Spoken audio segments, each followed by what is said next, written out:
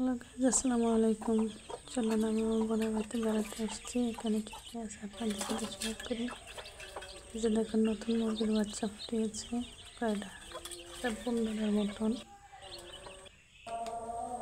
এখানে আছে হাঁস মুরগি, এখানে আছে দুটো হাঁস। এখানে দেখুন কয়টা হাঁস, কয়টা মুরগি। লাউ শাক লাগিয়েছে, দেখুন কি সুন্দর ডগা বের হয়েছে লাউ শাকের। অনেকগুলো লাউ শাক ধরেছে, শীত আসতেছে, লাউ শাক লাগিয়েছিল। দেখুন এখানে আছে হাঁস, দেখুন কতগুলো হাঁসের বাচ্চা পানিতে খেলা করতেছে। দেখুন হাঁসের বাচ্চা কি কিউট, তাই না? কে কেমন হাঁস মুরগি পছন্দ করেন জানাবেন কমেন্টে।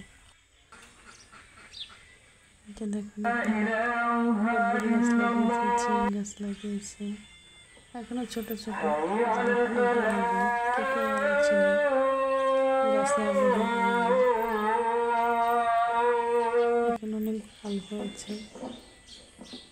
যে দেখুন গেয়ার গাছ, এদিকে মালন চা বলে এগুলোর। আপনাদের দিকে কী বলে কমেন্টে জানাবেন। তো দেখুন অনেকগুলো গাছ, এখানে আলু গাছ, বিভিন্ন ধরনের গাছ আছে এখানে। আপনার এখানে যে দেখুন সুন্দর পরিবেশ, লোভনীয়।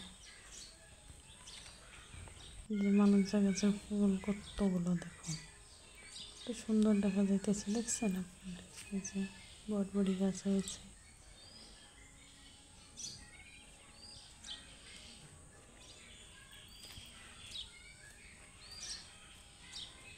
দেখুন পাশে বেগুন গাছ লাগিয়েছে, দেখুন কাঁচামরিচ গাছ লাগিয়েছে। রোজা আসতেছে তো, তাই সামনে কাঁচামরিচ কিনতে হবে না আমার।